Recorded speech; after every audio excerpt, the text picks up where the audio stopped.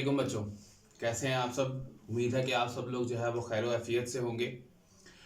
तो आज हम अपने फर्स्ट ईयर के I think so fourth lecture के साथ जो है वो अपना काम स्टार्ट करने लगे हैं।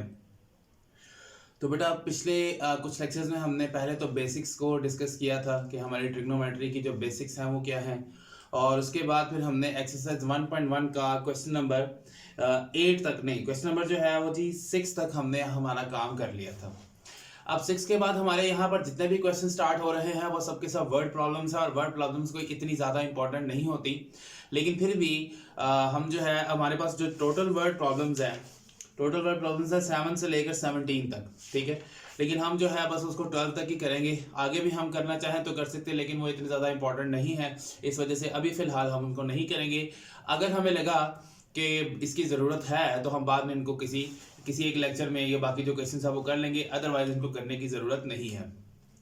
तो हमने ये सारा कुछ सीखा हुआ है। L is equal to R theta में क्या सीखा था, लेंथ और रेडियस दोनों का यूनिट सेम होना चाहिए, ठीक है। और दूसरा ये कि जो आपका एंगल थीटा है वो आपका रेडियन में होना चाहिए। अगर वो रेडियन में नहीं होगा तो इस मीन्स कि आप उसको पहले रेडियन में करेंगे और उसके बाद फिर आप उसको सॉल्व करेंगे, ठीक है बच्चों। तो आज हम अपना क्वेश्चन नंबर जो 7 है वो स्टार्ट करने लगे हैं। क्वेश्चन नंबर 7 स्टार्ट करते हैं यहाँ से। आज हम ले जी क्वेश्चन नंबर 7 का सॉल्यूशन जो है वो आज हम स्टार्ट करते हैं। ले बेटा जी, इसमें लिखा हुआ what is the length of the arc intercepted on the circle of radius 14 centimetre. एक तो पहली बात यह है कि आपने इसमें लेंथ फाइंड करनी है और रेडियस दिया हुआ है, और उसके बाद एंगल जो उसने दिया है वो कहता है जी by the arms of the central angle of 45 degree. तो सबसे पहले उसने हमें क्या दे दी है जी, हमें उसने यहाँ पर लेंथ दे दी है, बल्कि लेंथ फाइंड करनी है। फिर उसने क्या कहा है, if an arc intercepted on the circle of radius 14 centimetre. नहीं बेटा जी, उसने आगे हमें रेडियस दिया हुआ है और वो है जी 14 सेंटीमीटर, और फिर हमें उसने एंगल जो इस वक्त दिया है वो एंगल है हमारा theta is equal to 45 degree.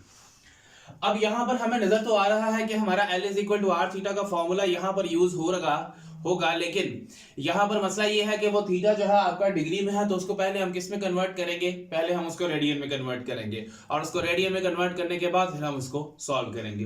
तो बेटा मैंने आपको बताया हुआ है कि जब भी आपने डिग्री से रेडियन में करना है तो आपने पाई ओवर 180 से मल्टीप्लाई कर देना। तो बेटा ये कैंसिल हो गया, यहाँ होगा 4, तो इट मींस कि आपका थीटा क्या आ जाएगा, पाई ओवर 4 रेडियन, ठीक है। सो नाउ अब हम यहां पे लिखेंगे L is equal to R theta, okay. अब R की वैल्यू क्या है 14, और 14 को आपने मल्टीप्लाई करना है पाई ओवर 4 से।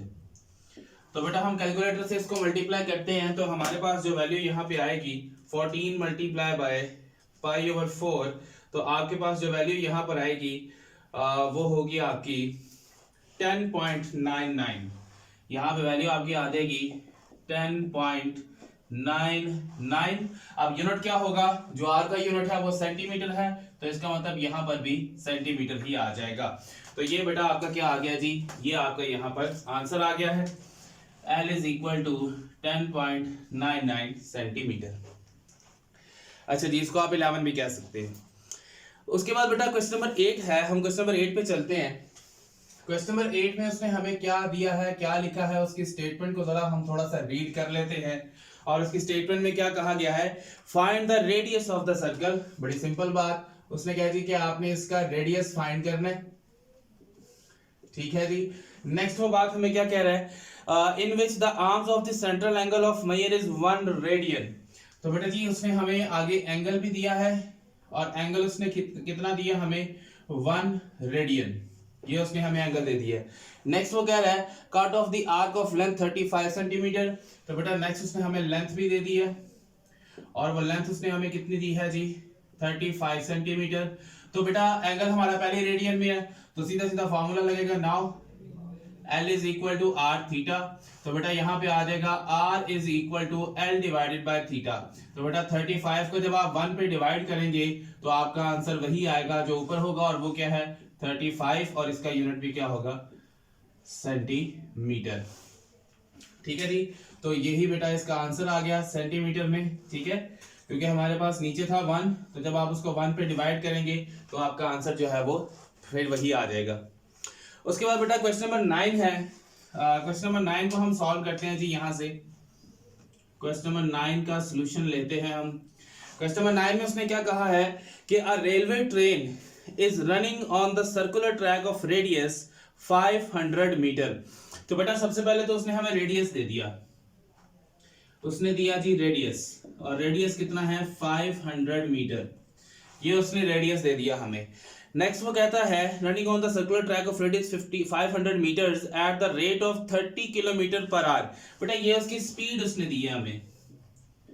स्पीड कितनी दी है उसने? स्पीड को v से डिनोट करते हैं 30 किलोमीटर पर आवर, लेकिन हमारा रेडियस किस में है? मीटर में है, तो फिर किलोमीटर पर आवर को मीटर पर सेकंड में चेंज करना पड़ेगा हमें। तो हमें पता है कि हम इसको मीटर पर सेकंड में कैसे चेंज करेंगे, 30 को 1000 से मल्टीप्लाई करेंगे और 3600 पे डिवाइड कर देंगे। क्यों? क्योंकि किलोमीटर को मीटर में करना है तो 1000 से मल्टीप्लाई कर दिया। अब ये पर आ रहा है यानी कि ये डिवीजन में है, तो इसको सेकंड में करना है, तो सेकंड में करने के लिए 1 घंटे में कितने सेकंड्स होते हैं? 3600 सेकंड्स, तो उन पे हमने इसको डिवाइड कर दिया। तो बेटा हम इसको डिवाइड करते हैं यहाँ पर 30 मल्टीप्लाई बाय 1000 डिवाइडेड बाय 3600। तो बेटा ये आपके पास कट कटा के आ जाएगा v is equal to 25/3 metre per second. लेकिन अगर आपने इसको पॉइंट में करना है तो वो आपके पास 8.33 आ जाएगा। उसके बाद वो कह रहा है थ्रू व्हाट एंगल। एक तो पहली बात हमने एंगल निकालना है, ओके जी, एंगल निकालना है। और आगे उसने क्या लिखा है? Angle will it turn in 10 second. बेटा इसका मतलब यह है कि हमारे पास जो फॉर्मूला है वो L is equal to R theta का है। हमारे पास r मौजूद है, थीटा मौजूद है, बट हमारे पास थीटा आपके पास मौजूद है लेकिन हमारे पास L नहीं है। तो L कैसे आएगा? मींस इसकी डिस्टेंस, इसका लेंथ कैसे आएगी, इसकी कैसे आएगी? ये स्पीड जो उसने हमें दी है ना, ये तो उसने दिया 1 सेकंड की, ठीक है, क्योंकि अब वो कह रहा है कि वो कितने एंगल 10 सेकंड्स के बाद वो कितने एंगल पर पहुंचेगा, यानी कि 10 सेकंड उसने अभी चलना है। तो यहां पर अगर हम लिखें L is equal to distance in 10 seconds, तो 10 सेकंड्स के लिए क्या आ जाएगा? 25/3 को आप मल्टीप्लाई कर दे 10 के साथ, तो आपके पास L की वैल्यू क्या आ जाएगी? 250 डिवाइडेड बाय 3, ठीक है। अब 250 डिवाइडेड बाय 3 जब आप यहां से करेंगे तो बेटा आपके पास आ जाएगा 83.3 मीटर, बल्कि यहां क्या है? हाँ जी मीटर है, तो इधर भी बेटा मीटर आ जाएगा। तो समझ ले, एक बार मैं फिर से समझा रहा हूं। वो ये कह रहा है कि आपका through what angle will it turn in 10 seconds, कि ये जो हमारी स्पीड थी ना, ये हमारी स्पीड थी सिर्फ 1 सेकंड के लिए, जो पहले सेकंड में हुई। अब वो कह रहा है कि 10 सेकंड्स के बाद उसका एंगल क्या होगा? इट मींस कि वो 10 सेकंड के लिए मूव करता रहा। अगर वो 10 सेकंड के लिए मूव करता रहा तो उसने 10 सेकंड के मतलब देखे ना, अब मैं आपसे कहूँ आपके पास 10 सेकंड है, लीजिए 1 2 3 4 5 6 7 8 9 10। इट मींस कि यहां से यहां तक हमने 10 सेकंड का डिस्टेंस कवर किया। अगर हमने 10 सेकंड का डिस्टेंस कवर किया तो इट मींस कि जो 1 सेकंड के लिए स्पीड निकाली थी उसको किससे मल्टीप्लाई कर देंगे? 10 के साथ, तो ये हमारा आंसर आ जाएगा। अब हम इसको इसके लिए यूज करते हैं, as we know that L is equal to R theta, okay. Theta निकालना है आपने, theta is equal to L divided by R. तो बेटा L की वैल्यू क्या है? ये आपने निकाली 83.3 divided by R. What is R? This is R 500। तो बेटा इनको डिवाइड कर दिया, आपका आंसर आ जाएगा थीटा इज इक्वल टू, यहां लिखेंगे 83.3 डिवाइडेड बाय 500, तो आपका जो आंसर है वो आ जाएगा 0.16, और ये आपका होगा रेडियन में। मे बी बुक के अंदर जो है वो आपका आंसर पॉइंट्स में ना दिया गया हो, आपका आंसर जो है वो आपका आंसर जो है वो उसमें दिया गया हो, क्या उसे कहते हैं, फ्रैक्शन में इसका आंसर दिया गया हो, ठीक है। अब इसको फ्रैक्शन में जब आप करेंगे तो ये 16 डिवाइडेड बाय 100 आ जाएगा, ओके। तो इसको जब आप कटिंग करेंगे तो आई थिंक सो ये 1/6 तक चला जाएगा, ओके। तो 1/6 भी आपका 0.16 ही होता है। अब मैं थोड़ा सा साइड पे हो रहा हूँ, इसको नोट कर ले, इसका स्क्रीनशॉट ले लें, शाबाश जल्दी से। हाँ जी, ले लिया स्क्रीनशॉट इसका? हो गया, हो गया, हो गया। आगे चलते हैं, लीजिए आगे हम यहां से चल रहे हैं। अब हमने करना है question number 10। I think so 9 हमने कर लिया है, अब हम क्वेश्चन नंबर 10 करेंगे। बड़ा सिंपल और आसान है क्वेश्चन नंबर 10 भी। और वो क्वेश्चन नंबर 10 क्या कहता है, a horse is tethered to a peg by a rope. अब टेथर्ड टू अ पेग का, टेथर्ड का मतलब होता है बांधना, ठीक है। तो पेग मींस किसी कील के साथ आपने घोड़े को बांध दिया है, ठीक है। और वो कह रहा है ऑफ 9 मीटर लेंथ। ये असल में रोप की लेंथ तो बता रहा है, लेकिन हमारे डाटा में इसको लेंथ कंसीडर नहीं किया जाएगा। उसकी वजह क्या है वो आगे लिखी हुई है। It can move in a circle with a peg as centre. यानी कि वो क्या कह रहा है कि एक घोड़े को क्या किया गया है, लीजिए ये आपको घोड़ा है, ये दरमियान में को कील है, इसको इस रोप के साथ उसने बांध दिया है। और वो कह रहा है कि इसकी ये जो लेंथ है, ये लेंथ उसने कितनी दी है हमें, 9 मीटर लेंथ दी है उसने हमें ये। अब वो ये कहना चाह रहा है कि घोड़ा जो है वो इस रस्सी के अलोंग सर्कुलर पाथ पर मूव करना शुरू कर देता है। यानी सर्कुलर पाथ इसका हम बनाते हैं यहां से, ये सर्कुलर पाथ पर वो कह रहा है जी ये मूव करना शुरू कर देगा घोड़ा, ठीक है जी। ये सर्कुलर पाथ पर मूव करना शुरू हो गया है। अब जाहिर सी बात है, जब वो सर्कुलर पाथ पर मूव कर रहा है तो ये जो इसका है ये क्या है, ये रेडियस बन रहा है यहां से, ओके। तो इट मींस कि इस क्वेश्चन नंबर 10 के अंदर आपकी जो 9 मीटर लेंथ है वो असल में क्या है, वो है जी आपका रेडियस है। तो इधर आर आ जाएगा 9 मीटर। नेक्स्ट वो क्या कह रहा है, by a rope of 9 metre length and it can move in a circle with the peg as centre. If the horse moves along the circumference of a circle, keeping the rope tight, how far it will have gone? It means कि ये distance यानी कि length हमें मांग रहा है हमसे कि वो कितना distance यहाँ से cover करेगा और किस एंगल पे, at an angle of 70 degree. लीजिए एंगल भी उसने हमें क्या दे दिया है, 70 डिग्री का एंगल उसने हमें यहाँ पर दे दिया है, ठीक है। तो 70 डिग्री का एंगल उसने हमें यहाँ पर दे दिया। तो उसके बाद हम यहाँ पर पहले इस डिग्री को किस में कन्वर्ट करेंगे, रेडियन में कन्वर्ट करेंगे।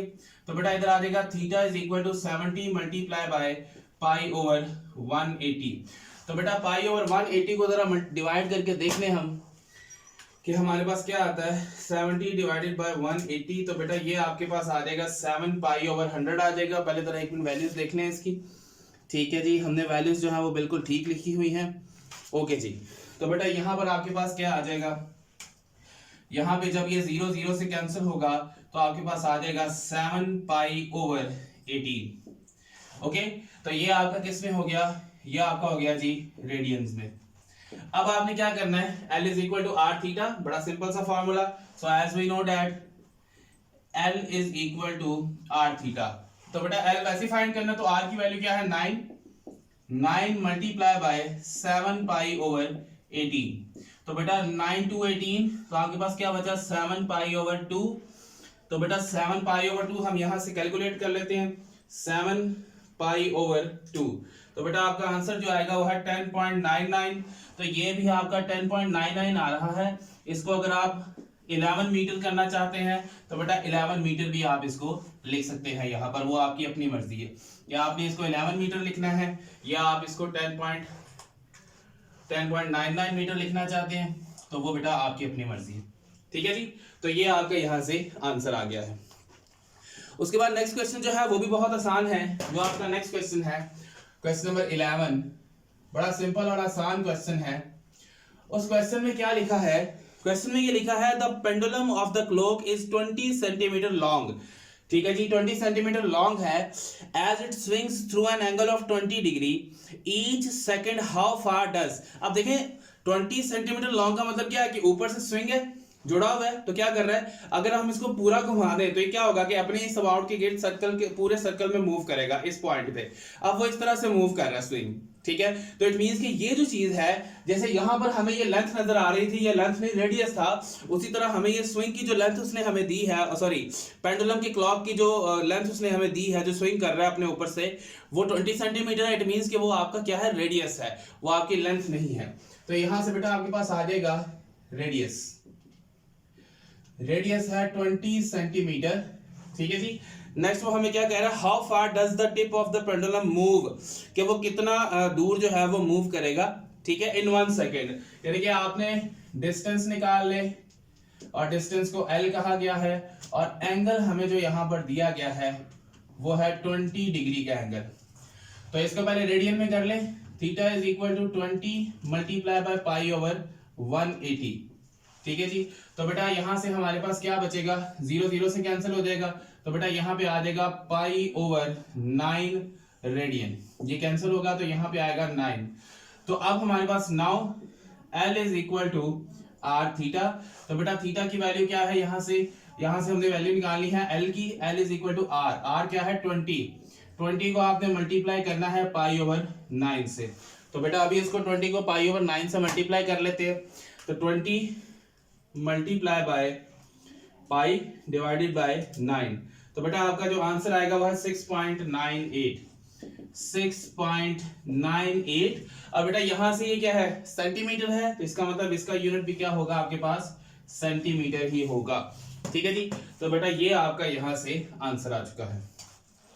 तो जैसा कि मैंने आपसे कहा था कि आपने जो है वो 11 क्वेश्चन ही करने हैं। ठीक है। अब बाकी क्वेश्चन जो है वो करने को तो हम कर सकते हैं, लेकिन उसकी क्या मेरे ख्याल के मुताबिक कोई इतनी ज़्यादा ज़रूरत नहीं है हमें। ठीक है। अगर ज़रूरत पड़ी कभी आगे, तो अगर मुझे महसूस हुआ कि इनकी ज़रूरत है तो हम उनको लाजमी कर लेंगे। तो अभी मैं साइड पे हो रहा हूँ, तो इनको ज़रा एक दफ़ा नोट कर लें, इसका स्क्रीनशॉट ले लें ताकि हम आगे अपना काम कर सकें। ठीक है जी, ले लिया स्क्रीनशॉट आपने? आई होप सो कि स्क्रीनशॉट ले लिया होगा। अच्छा बेटा जी, नेक्स्ट है जी आपका पेज नंबर 294 है, जिसमें ये कहा गया है जी बताएं जी को टर्मिनल एंगल्स जो है वो क्या होते हैं। ओके। उसके बाद एंगल की जो जनरल फॉर्म है वो क्या होती है, उसको हमने देखना है। अब जनरल फॉर्म लिखने का भी एक बड़ा अच्छा सा तरीका होता है जिसको आपने लाजमी याद रखना है। ओके। और उसके बाद आगे है जी इनकी स्टैंडर्ड पोजीशंस क्या है, फिर ट्रिग्नोमेट्रिक फंक्शंस आएंगे आगे। ठीक है। पहले मैं ज़रा आज ट्रिग्नोमेट्रिक फंक्शन के कुछ फार्मूलाज लिख दूँ, उनको आप देख लें और उसके बाद फिर हम आगे काम करते हैं। ये मैं हमें नोट कर लिया होगा आपने। ले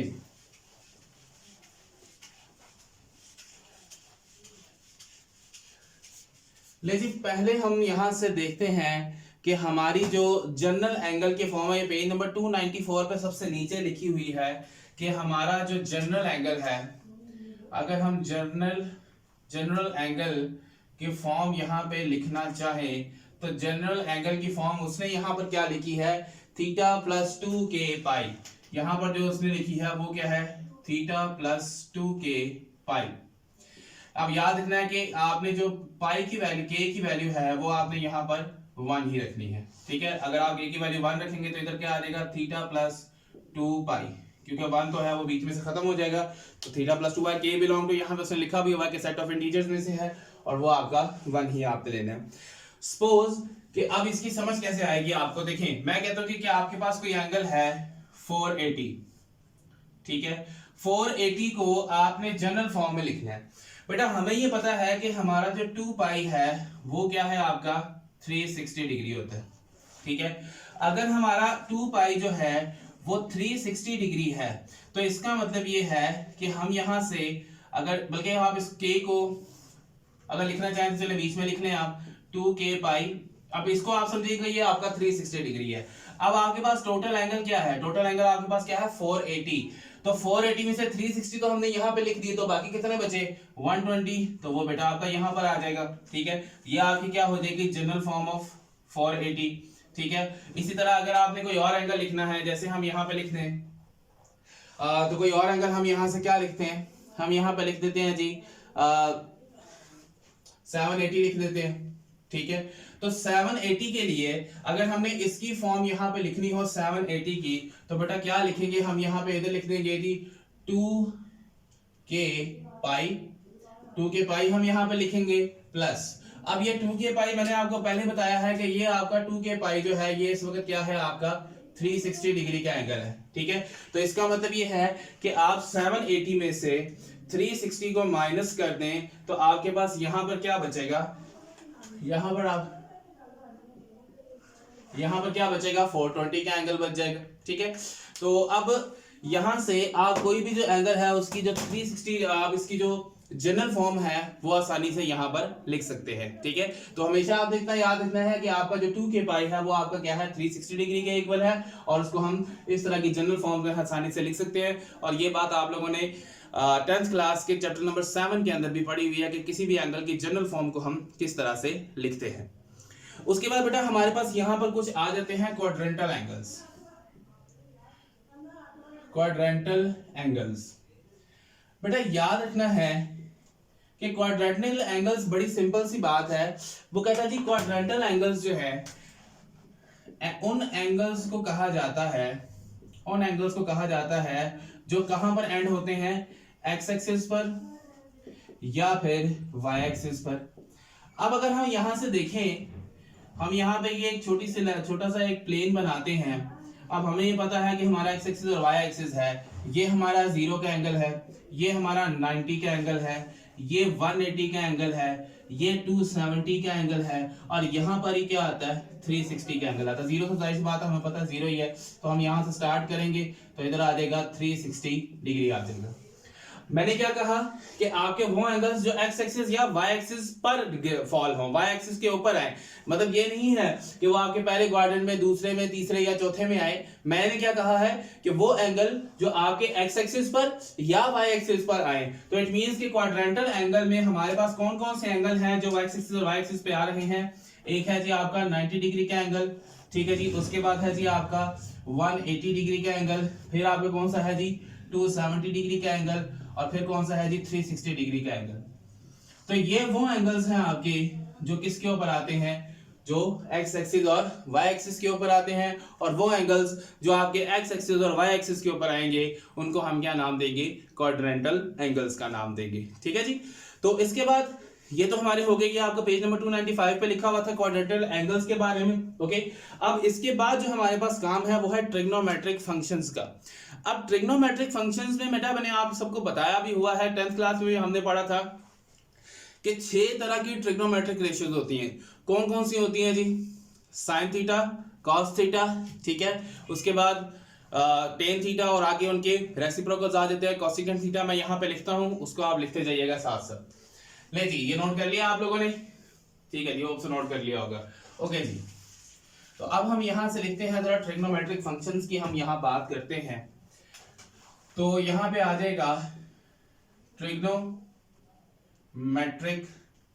फंक्शंस। ट्रिग्नोमेट्रिक फंक्शंस की अगर हम यहां पर बात करें तो हमारे पास क्या होगा, सबसे पहले हम यहां पर अगर हम बात करें तो हमारे पास आता है जी साइन, जिसको अगर हम डिनोट करें तो हम सिर्फ sin लिखते हैं। फिर उसके बाद हमारे पास आता है कोसाइन, जिसको हम डिनोट करें तो हमारे पास हम उसको सिर्फ कोस लिखते हैं। थर्ड पे आ जाता है टेंजेंट, जिसको हम डिनोट करें तो वो आ जाएगा भी टेन। फिर हमारे पास साइन का रेसिप्रोकल आता है, यानी कि यहाँ पे आ जाएगा नंबर 4, और उसको हम साइन का उलट होता है जी कोसिकेंट, ठीक है जी। और कोसिकेंट को हम COSEC से डिनोट करते हैं, और पढ़ना हमने इसको कोसिकेंट ही है, पढ़ना हमने इसको कोसिकेंट ही है। उसके बाद बेटा नंबर 5 है, अब वो कोसाइन का उलट है यानी कि कोस का, और इसको पढ़ते हैं हम सीकेंट, और इसको डिनोट किससे करते हैं जी SEC से। फिर हमारे पास आ जाते हैं जी कोटेंजेंट, कोटेंजेंट आते हैं जी, कोटेंजेंट, ठीक है। और कोटेंजेंट हमारे पास क्या होता है जी, उसको हम कहते हैं जी COT, कोट। इट मींस कि याद रखना है कि हमारा जो साइन का है, साइन वाला किसके साथ है, हमारा कोसिकेंट के साथ है, ठीक है। उसके बाद हमारा जो कोस है वो किसके साथ है जी, वो हमारा सीकेंट के साथ है, ओके। और उसके बाद जो हमारा टेन है वो किसके साथ है जी, वो हमारा कोट के साथ है। तो ये जो आपकी ट्रिग्नोमेट्रिक फंक्शंस हैं ये एक दूसरे के रेसिप्रोकल हैं, ठीक है जी। ये क्या है, एक दूसरे के रेसिप्रोकल हैं, ठीक है, एक दूसरे के उलट हैं। और उसी तरीके से हम इनके फॉर्मूलाज जो है वो यहाँ पर बनाएंगे। तो फॉर्मूलाज हम यहाँ पर कैसे बनाएंगे, फॉर्मूलाज में अगर मैं यहाँ पे लिखता हूँ जी फॉर्मूलाज, यहाँ पे हम इनके फॉर्मूलाज लिखते हैं। तो फॉर्मूलाज में क्या होगा, हमारे पास जो फॉर्मूलाज यहाँ पे बनेंगे 1, उसके बाद 2 और उसके बाद 3। तो बेटा फॉर्मूलाज कैसे बनेंगे, यहाँ पर हमने कहा कि ये एक दूसरे के उलट हैं। तो साइन का फॉर्मूला क्या बनेगा, sine theta is equal to 1 over cosecant theta, okay. और cosecant theta is equal to 1 over sine theta. फिर नेक्स्ट हमारे पास आ जाएगा, नेक्स्ट क्या है जी, cos theta is equal to 1 over secant theta. और फिर हमारे पास आ जाएगा secant theta is equal to 1 over cos theta. Next हमारे पास है जी tan theta is equal to 1 over cot theta और फिर हमारे पास आ जाएगा cot theta is equal to 1/tan theta. तो ये कुछ चंद फॉर्मूलाज हैं जो हमने यहाँ पे लिखे हैं। उसके बाद बेटा टेन का एक और फॉर्मूला भी यूज होता है, वो भी हम आगे अभी लिखेंगे। और अगर हमें यहाँ पे लिखूं इन राइट एंगल्ड ट्राइंगल, तो राइट एंगल ट्राइंगल हमारी किस तरह की होती है वो भी हम यहाँ पे लिख लेते हैं। राइट एंगल ट्राइंगल हमारी होती है कुछ इस तरह से, अगर हम यहाँ पे बना लें तो हमारी राइट एंगल ट्राइंगल कुछ इस तरह से होगी। ठीक है जी, ये हमारी राइट एंगल ट्राइंगल आ जाएगी हमारे, जिसमें एक एंगल जो है वो हमारा 90 का होगा। ये हमें सही नहीं बनी, इसको जरा सही तरीके से बनाते हैं। तो यहाँ पर बेटा ये हमारे पास है जी राइट एंगल ट्राइंगल, ठीक है, ये आ गई। ओके, और ये हमारा, अब देखें बेटा इसमें हमारे पास ये क्या, इसे क्या कहते हैं हम, इसको हम कहते हैं जी परपेंडिकुलर। ठीक है जी, ये हमारी परपेंडिकुलर है। उसके बाद ये क्या है, इसको हम कहते हैं जी बेस, और ये क्या है जी, ये हमारा है जी हाइपोटेन्यूज। ओके, अब इसके अकॉर्डिंग अगर हम इन सब के फॉर्मूलाज लिखें तो बेटा इसके अकॉर्डिंग क्या बनता है, साइन का फॉर्मूला परपेंडिकुलर ओवर हाइपोटेन्यूज। तो इसका मतलब ये है कि कोसेकेंट फिर इसका उलट है, इसका रेसिप्रोकल है, तो हाइपोटेन्यूज ओवर परपेंडिकुलर। फिर उसके बाद बेटा हमारे पास क्या आ जाता है, cos थीटा। cos थीटा आपके पास क्या है, बेस ओवर हाइपोटेन्यूज। और उसके बाद बेटा इसका उलट क्या है, सीकेंट थीटा। तो सीकेंट थीटा क्या है आपका, hypotenuse over base. And the last one is tan theta. तो बेटा टेन थीटा हम यहां पे लिखते हैं, tan theta is equal to, what is tan theta, perpendicular over base. ठीक है जी, और उसके बाद बेटा यहाँ पे आ जाएगा आपका जो इसका रेसिप्रोकल है cot थीटा, और वो क्या है, बेस ओवर परपेंडिकुलर। तो ये बेटा कुछ फॉर्मूलाज मैंने यहाँ पे लिखे हैं, इनको ध्यान से नोट कर लें, इनको लिख लें किसी जगह पर। ठीक है, लाजमी इनको लिख लीजिएगा, क्योंकि बुक के ऊपर जो है शायद पेज नंबर जो है आपका वो 296 वहां पर लिखे हुए हैं, लेकिन अगर आप इसको अच्छे तरीके से खुद से लिखेंगे तो वो आपको ज्यादा अच्छे तरीके से याद रहेंगे। तो इसको नोट कर लें, स्क्रीनशॉट ले लें इसका। ले जी, आज का काम हमारा इतना ही होगा। आज हमने क्या पढ़ा, एक तो हमने हमारी एक्सरसाइज 9.1 को कंप्लीट किया, उससे कुछ क्वेश्चंस किए हमने। बाकी जो क्वेश्चन रहेंगे उनकी जरूरत पड़ी तो हम करेंगे, वरना उनको हम नहीं छेड़ेंगे। उसके बाद हमने एंगल की जनरल फॉर्म पढ़ी, ठीक है। फिर हमने क्वाड्रेंटल एंगल्स के बारे में पढ़ा, और फिर हमने आज कुछ ट्रिग्नोमेट्रिक फंक्शंस के बारे में पढ़ा, कुछ ट्रिग्नोमेट्रिक रेशियोज के बारे में पढ़ा, कुछ फॉर्मूलाज के बारे में पढ़ा। अभी हमारे पास सीखने को अभी बहुत कुछ और मौजूद है, लेकिन बेटा मेरी एक बात याद रखिएगा कि ट्रिग्नोमेट्री जो है वो उस वक्त तक आपको नहीं आ सकती जब तक आप इसको प्रॉपर खुद रोज का रोज काम इसका नहीं करेंगे। तो बेटा मेरी आप सबसे रिक्वेस्ट है, इनके फॉर्मूलाज याद करें, इनको खुद से करें, इनका सारा काम रोज का रोज करें। अगर आप लोग ये नहीं करेंगे, हाँ जी आज करते हैं जी, कल करते हैं, परसों करते हैं, या आज कल परसों करते करते बेटा ये आपका जो है सारा सर पे चढ़ जाएगा। फिर आप सोचेंगे बेटे यार कैसे करें कैसे ना करें। तो इसलिए मेरी आप सबसे रिक्वेस्ट है कि अपने रजिस्टर साथ बनाते जाइए और इनको साथ साथ लिखते जाइए। और जो चीज़ समझ में नहीं आई कमेंट सेक्शन में उसको मुझे बताएं, ताकि मैं उसको यहाँ पर रिपीट करूँ। ये ना हो कि आप लोग कमेंट सेक्शन में मुझे ना बताएं और मैं आगे चलता जाऊँ और पीछे वाला आपको समझ में ना आए। तो अपना बहुत सारा ख्याल रखिएगा। So make sure you like share and subscribe so that you get notifications. फी अमान अल्लाह, अल्लाह हाफिज़।